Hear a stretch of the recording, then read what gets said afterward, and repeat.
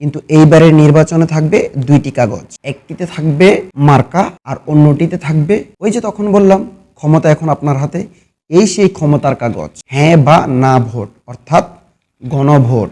তত্ত্বাবধায়ক সরকার কি? তত্ত্বাবধায়ক সরকার হলো নির্দলীয় সরকার, অর্থাৎ কোনো দলের পক্ষপাতিত্ব করবে না। সংবিধানের গুরুত্বপূর্ণ পরিবর্তনের ক্ষেত্রে গণভোটের আইন চালু করতে হবে।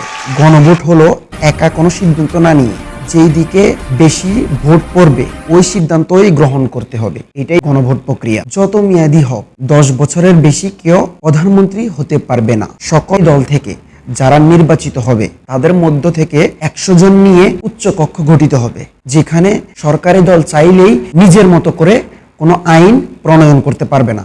আপনি কি এই আইন চান? এখন যেমন মাঝে মধ্যে দেখেন না, কোনো নেতা আদালতে বা থানায় গিয়ে বলে এটা আমার লোক, ছেড়ে দিতে হবে, কিন্তু না, এভাবে নয়। সুষ্ঠু তদন্ত করে আইনি প্রক্রিয়ায় বিচার করে মামলা খালাস করতে হবে। আপনার মৌলিক অধিকারের সংখ্যা, যেমন গত বছর 2024 সালে জুলাই বিপ্লবের সময় ইন্টারনেট বন্ধ করে দিয়েছিল, এভাবে আর কেউ চাইলেই ইন্টারনেট বন্ধ করতে পারবে না। আপনি কি আইন চান? বাংলাদেশ এখন আপনার দিকে চেয়ে। আপনি কি চান? আল্লাহ হাফেজ।